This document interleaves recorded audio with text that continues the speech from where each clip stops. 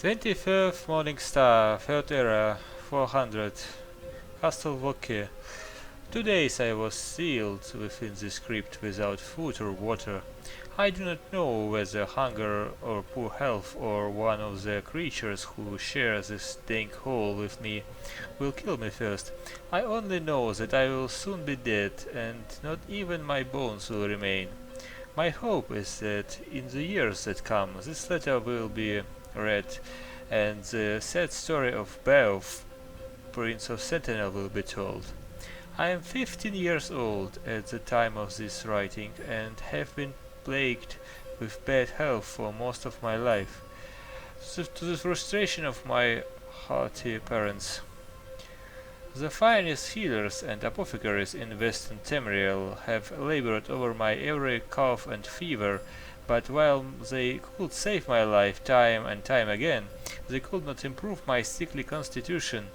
In retrospect, I received little real affection from the king and queen, embarrassed as they were about begetting such a cripple as their heir of the kingdom. I cannot say I missed the love. I received much attention from the doctors, priests, and herbalists constantly at court.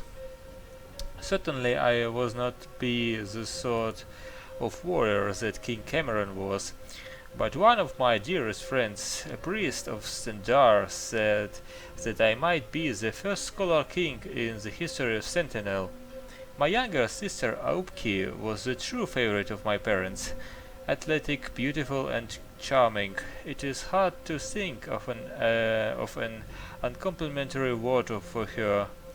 I am resigned to my imminent death, and yet I would like to see her once again.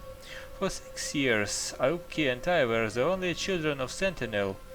8 years ago, the queen had a boy child, named him Grecliff, after the ancient red god word for strong king. Few speak that tongue any longer, but all the scholars and nobles of Hammerfell understood. And Grecliff is a strong boy indeed. I have never so much as seen him have.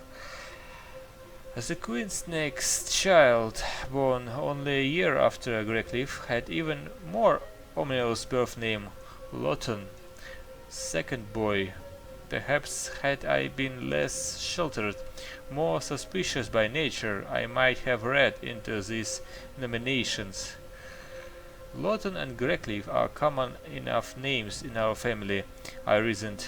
Now I know that even then I was disinherited, even if it was not official yet.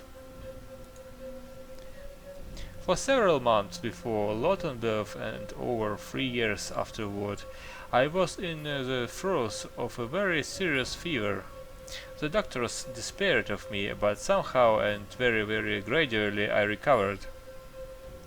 For the first time, and the last, I read an expression on my father the king's face that was not indifference, it was disgust. That was a fortnight ago.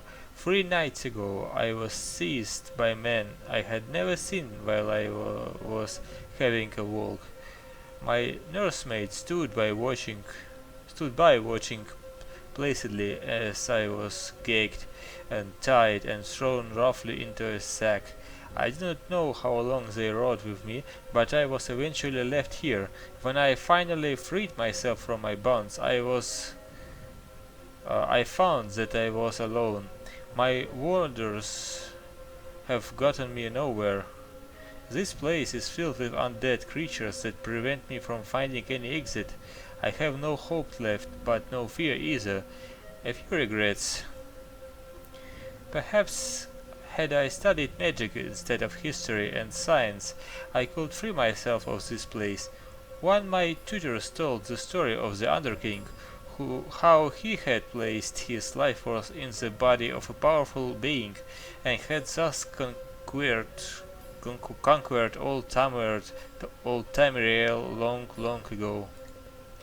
Had I only had the strength of a more powerful body like that.